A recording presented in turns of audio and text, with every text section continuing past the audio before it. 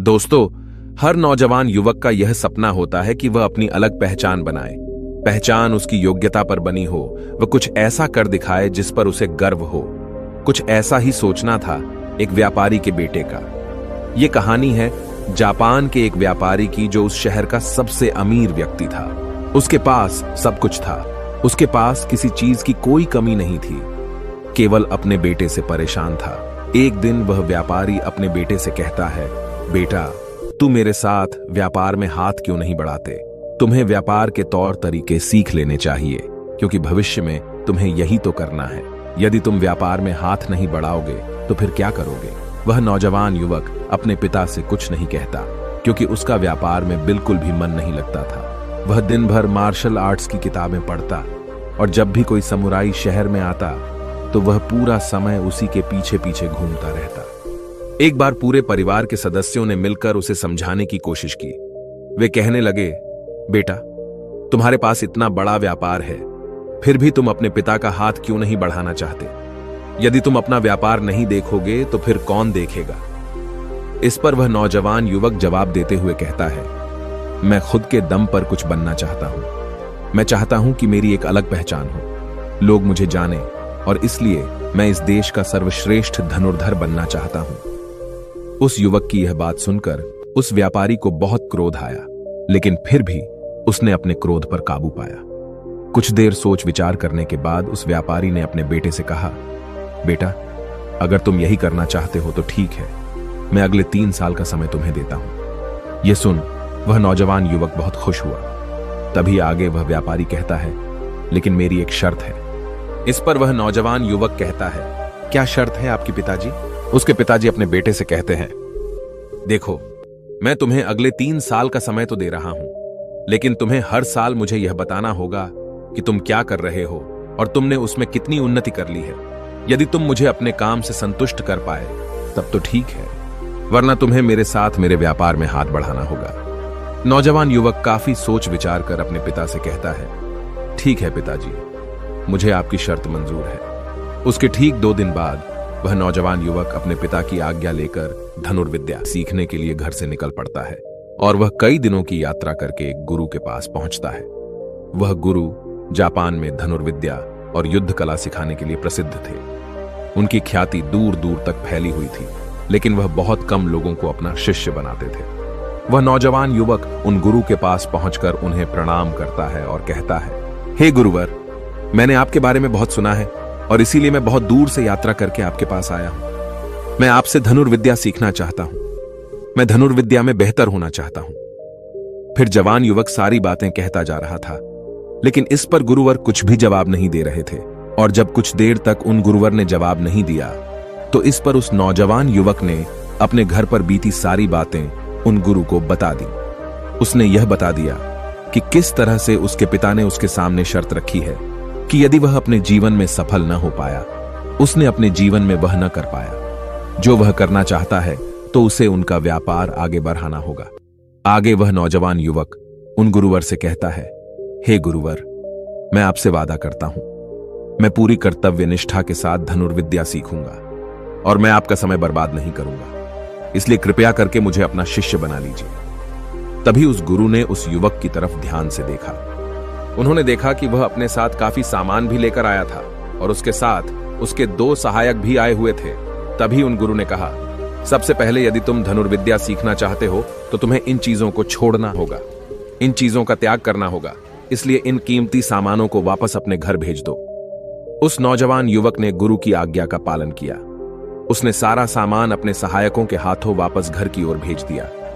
आगे गुरुवर उस नौजवान युवक से कहते हैं, देखो, यदि तुम धनुर्विद्या सीखना चाहते हो तो तुम्हें 2 शर्तें माननी होगी। इस पर वह नौजवान युवक कहता है, गुरुवर, आप जैसा भी कहें, मैं सब करने के लिए तैयार हूं, लेकिन मुझे अपना शिष्य बना लीजिए। तभी गुरुवर उस युवक को पहली शर्त बताते हुए कहते हैं, तुम्हें यहां पर सामान्य लोगों की तरह ही अपना जीवन बिताना होगा और सारे कार्य तुम्हें खुद ही करने होंगे। इस पर नौजवान युवक कहता है, जी गुरुवर, जैसा आप कहें। आगे गुरुवर उस नौजवान युवक को दूसरी शर्त बताते हुए कहते हैं, यदि एक बार तुम्हें धनुर्विद्या की शिक्षा को ग्रहण करना शुरू कर दिया तो तुम्हें उसे पूरा करना ही होगा। तुम इस बीच उसे छोड़कर नहीं जा सकते। इस पर वह नौजवान युवक कहता है, ठीक है, आप जैसा कहें, मुझे सब मंजूर है। उन गुरुवर ने उस नौजवान को अपना शिष्य बना लिया, लेकिन वो नौजवान ये नहीं जानता था कि उनके सिखाने का तरीका बहुत अलग था। एक दिन उन गुरुवर ने उस नौजवान युवक को अपने पास बुलाया और कहने लगे, बेटा, जैसे तुम उठते बैठते हो, चलते फिरते हो, जैसे तुम सांस लेते हो, वैसे ही तुम निशाना भी लगाते हो। इसलिए सबसे पहले तुम्हें सचेत होना होगा। तुम्हें जानना होगा कि तुम क्या कर रहे हो, तुम किस अवस्था में हो। तुम्हें जागरूक होने की आवश्यकता है। इसलिए आज से ही सचेत होकर सारे काम करना शुरू कर दो, और ऐसा तब तक करो जब तक यह तुम्हारा स्वभाव न बन जाए। उस युवक ने उन गुरुओं की बात मान ली। वह एकाग्र होकर अपने कामों पर ध्यान देने लगा। वह अपने चलने फिरने, अपनी सांसों पर ध्यान केंद्रित करने लगा। सुबह उठकर वह अभ्यास करता और ध्यान किया करता। शाम के 6 बजे से वह एकांत रहता और ध्यान किया करता। ध्यान करने के बाद करीब 9 बजे के बाद वह सो जाया करता और ठीक सुबह 4 बजे उठकर वह धनुर्विद्या का अभ्यास करने लगता, और यह सब उसे एकांत में रहकर ही करता था। और यह सारी क्रियाएं दोपहर के 2 बजे तक यूं ही चलती रहती, और इस समय के दौरान न तो कहीं जाना और न ही किसी से मिलना। यहां तक कि उस युवक को किसी से बात करने की भी कोई अनुमति नहीं थी, और बचे हुए 4 घंटे अर्थात दोपहर को 2 बजे से शाम को 6 बजे तक वह बाकी सभी शिष्यों के साथ मिलकर आश्रम की देखरेख करता। और वह नौजवान युवक भी अब तक पूरा मन लगाकर सीखने की कोशिश कर रहा था। लेकिन जैसे जैसे समय बीतता जा रहा था, उस नौजवान युवक का जोश ठंडा पड़ रहा था। अब उसके लिए उस आश्रम में एक एक पल बिताना बहुत मुश्किल हो रहा था। अब उस नौजवान युवक ने अपने गुरु की बातों को अनदेखा करना शुरू कर दिया था। वह उन सभी नियमों को तोड़कर अपने सभी गुरु भाइयों के साथ मिलकर गप्पे लड़ाने लगा था।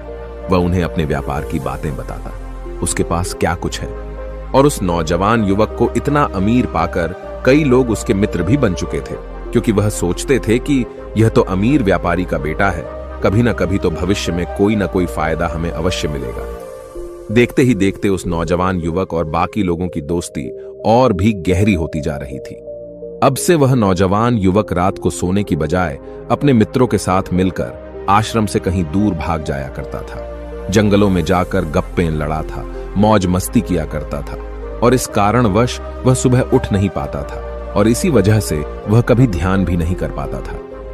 एक दिन उन गुरुवर ने उस नौजवान युवक को अपने पास बुलाया और उससे कहने लगे, बेटा, मैं जानता हूं कि तुम रात को आश्रम में नहीं रहते हो और न ही तुम एकांत में रहकर अभ्यास कर रहे हो। मैंने तुमसे पहले ही कहा था, यदि तुम्हें एक बार धनुर्विद्या की शिक्षा को आरंभ कर लिया तो तुम्हें इसे पूरा करना ही होगा।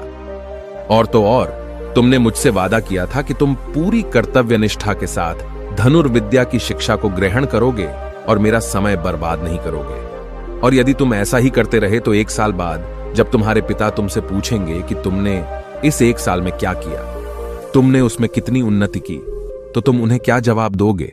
उस वक्त उन्हें क्या मुंह दिखाओगे? इस पर वह नौजवान युवक कहता है, हे गुरुवर, आप सत्य कहते हैं।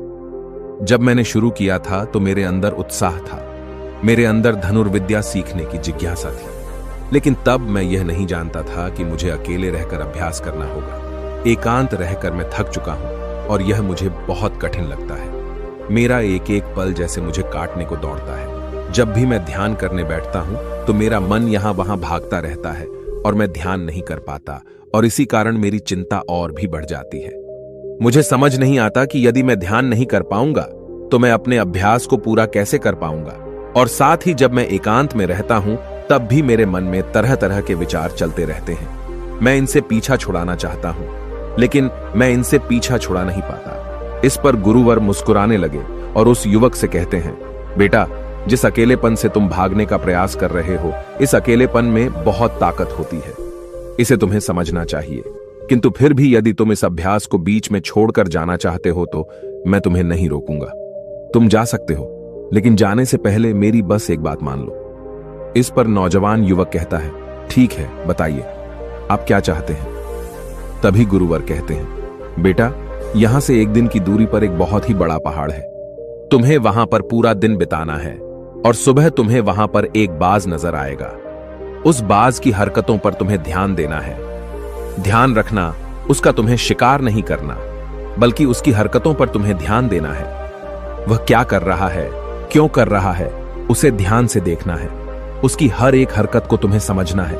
और जब तुम अगले दिन वापस लौट कर आओगे तो मैं तुमसे केवल एक सवाल करूंगा। यदि तुमने उस सवाल का सही जवाब मुझे दे दिया तो मैं तुम्हें जाने से बिल्कुल भी नहीं रोकूंगा। उस नौजवान ने काफी कुछ सोच विचार किया और उसके बाद वह गुरु की बात मान जाता है।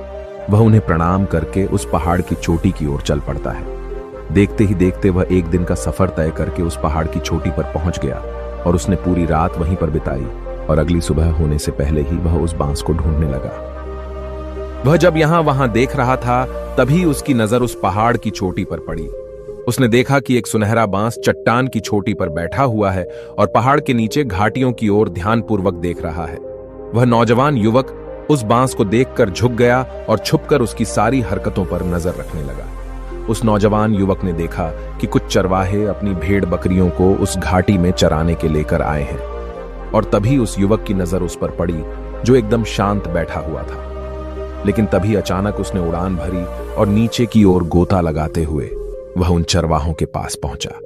जब तक चरवाहों की नजर उस बांस पर पड़ती तब तक उसने उन भेड़ बकरियों में से एक बकरी के बच्चे को अपने पंजों में दबोचा और उसे ले उड़ा। जब तक चरवाहे कुछ समझ पाते तब तक शिकार हो चुका था। वह नौजवान युवक यह देखकर बहुत हैरान रह गया। यह समझ चुका था कि आखिर गुरु ने उसे इस चोटी पर क्यों भेजा है। वहां से वापस अपने गुरु के पास लौटा और उसने वहां पर बीती हुई सारी कहानी उन गुरुवर को बता दी। तभी गुरुवर उस युवक से कहते हैं, अच्छा तो तुम मुझे यह बताओ कि तुमने वहां पर क्या सीखा। तभी वह नौजवान युवक कहता है, गुरुवर वह बाज बहुत ही चालाक है। काफी देर तक तो यूं ही वह शांत रहा, लेकिन जैसे ही उसे अपना शिकार नजर आया उसने शिकार तय किया और एक उड़ान भरी और उड़ान के साथ वह अपने शिकार को ले उड़ा।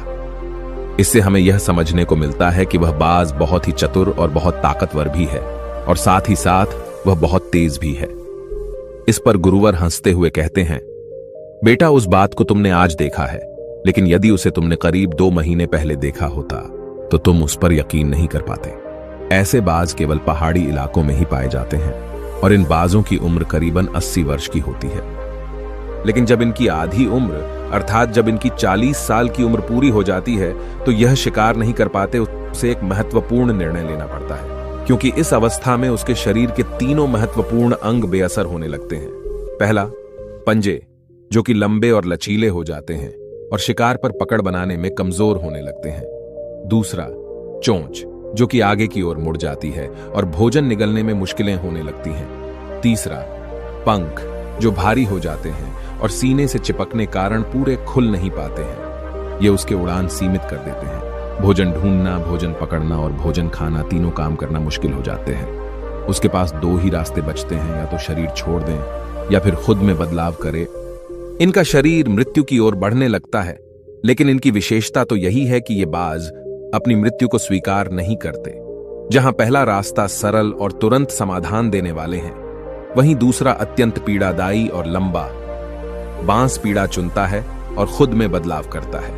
वह धीरे धीरे उड़ान भरकर किसी ऐसी जगह पर जा पहुंचते हैं जहां बहुत शांति होती है और वहां अपना घोंसला बनाता है। फिर वहां पर जाकर वो सबसे पहले अपनी कमजोरी अर्थात अपनी उस मुड़ी हुई चोंच को पत्थर पर मार मार कर उसे तोड़ देते हैं। अपनी चोंच तोड़ने से ज्यादा पीड़ादायक कुछ भी नहीं पक्षी के लिए। अब वह इंतजार करता है चोंच के फिर से उगाने का। उसके बाद वह अपने पंजे भी उसी प्रकार तोड़ देता है और इंतजार करता है पंजों के दोबारा उगाने का।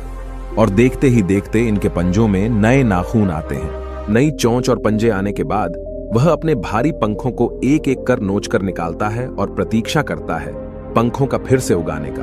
और इस क्रिया में पूरे 3 महीने लगते हैं और 3 महीनों के अंदर इन बाजों का एक नया पुनर्जन्म होता है और तब उसे मिलती है वही भव्य और ऊंची उड़ान, पहले जैसी नहीं। इस पुनर्जन्म के बाद वह 30 साल और जीता है, ऊर्जा, सम्मान और गरिमा के साथ। आगे गुरुवर इस नौजवान युवक से कहते हैं, तुम उस बाज की तारीफ कर रहे हो जो अकेले रहना पसंद करता है, शांत रहना पसंद करता है, जो पूरे 3 महीने एकांत में रहकर तपस्या करता है, अपने आप को शिकार के लायक बनाता है, तब जाकर वह कहीं शिकार करने योग्य बन पाता है। तुमने देखा होगा कि जो भी ताकतवर इंसान है वह हमेशा एकांत ही रहता है, लेकिन जो व्यक्ति कमजोर है जिसके अंदर तरह तरह की कमियां हैं, वह लोगों के बीच छुपने का प्रयास करता है।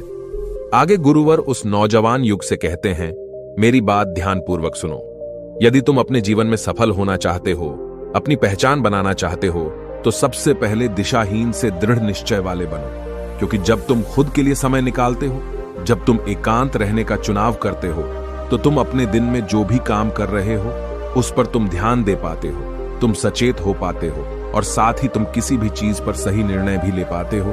और एकांत आपको हमेशा कुछ न कुछ नया सिखाता ही रहता है।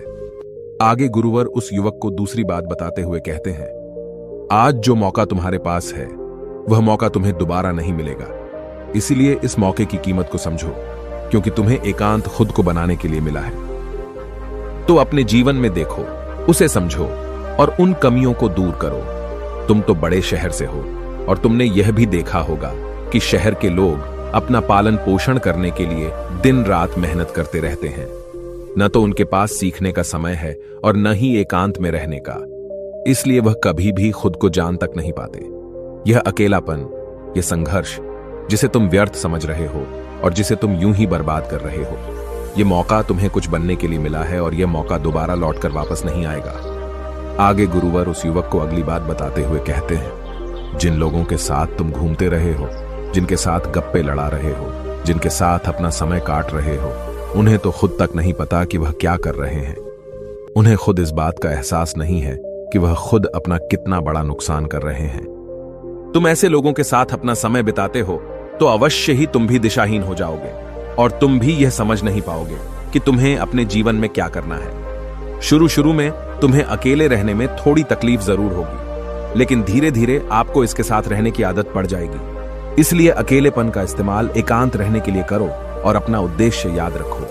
यह याद करो कि तुम यहां पर क्यों आए थे और तुमने अपने जीवन में क्या लक्ष्य तय किए थे। गुरुवर के इतना कहने के बाद वह नौजवान युवक सोचने लगा। वह यह समझने लगा कि आखिर वह यहां पर क्यों आया था। तब उसे याद आया कि उसके गुरु ने उसे क्या कहा था कि अपने अकेलेपन का इस्तेमाल करो, क्योंकि अकेलापन ही एकांत बन जाएगा और वह तुम्हें आगे बढ़ने में तुम्हारी मदद करेगा। दूसरी बात, अभ्यास में संतुष्टि ढूंढो, क्योंकि उस नौजवान युवक के गुरु ने कहा था कि सारा ध्यान केवल अभ्यास में लगाना, इसके अलावा कुछ और पाने की कोशिश नहीं करना। क्योंकि जब हम कहीं और जाने की या कुछ अलग पाने की कोशिश करने में लग जाते हैं, तब हम अपने मन के बनाए हुए जाल में फंसते चले जाते हैं और हमारा संबंध वर्तमान से टूट जाता है। और तब हमें ऐसा लगने लगता है जैसे हम कहीं पर फंसे हुए हैं। हम बहुत दुखी हैं, हम बहुत निराश हैं और कहीं पर पहुंच नहीं पा रहे। और इसी के साथ में उस नौजवान युवक को उन गुरु की तीसरी बात भी याद आती है कि प्रकृति में ध्यान करो। जब भी तुम्हें समय मिले तो किसी एकांत जगह पर या फिर किसी पेड़ के नीचे बैठकर ध्यान करो। केवल अपनी सांसों पर ध्यान दो। विचार खुद शांत होने लगेंगे और जब तुम्हारे विचार शांत होने लगेंगे तब तुम्हें आभास होगा कि तुम प्रकृति के साथ जुड़े हुए हो, तुम इस धरती के साथ जुड़े हुए हो। ऐसा करने से अकेलेपन का वह भाव हमेशा हमेशा के लिए खत्म होने लगेगा और तब तुम यह जान पाओगे कि यह पल ही वह अवसर है जहां तुम खुद को पूरी तरह से जान सकते हो। तभी तुम अकेलेपन का फायदा उठा सकोगे और इसी तरह से अकेलेपन को जीता जाता है।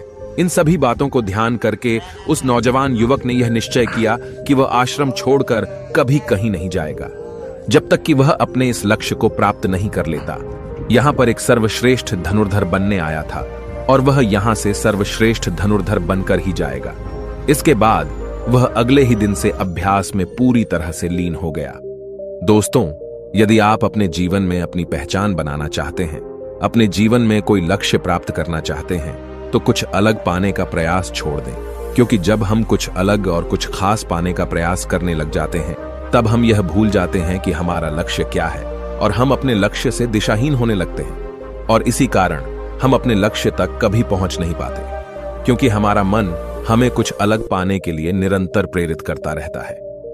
और इसी कारण हम अपने मन के जाल में फंसते चले जाते हैं और हम अपने लक्ष्य पर ध्यान नहीं दे पाते। इसलिए अपने जीवन में यदि आपको कोई लक्ष्य हासिल करना है तो अधिक पाने का प्रयास छोड़कर केवल अपने अभ्यास पर ध्यान केंद्रित करें और देखना कि आप जरूर ही अपने लक्ष्य को प्राप्त कर पाएंगे। दोस्तों, आपने आज के इस वीडियो से क्या सीखा वह मुझे आप कमेंट में बता सकते हैं। इसी के साथ में उम्मीद है कि आपको आज की वीडियो पसंद आई होगी। तो इस वीडियो को उस इंसान को शेयर करें और उसी के ठीक बाद चैनल को सब्सक्राइब करें। तो चलिए फिर मिलते हैं ऐसी एक और नई वीडियो में। तब तक के लिए अपना ख्याल रखें। धन्यवाद और नमो बुद्धाय।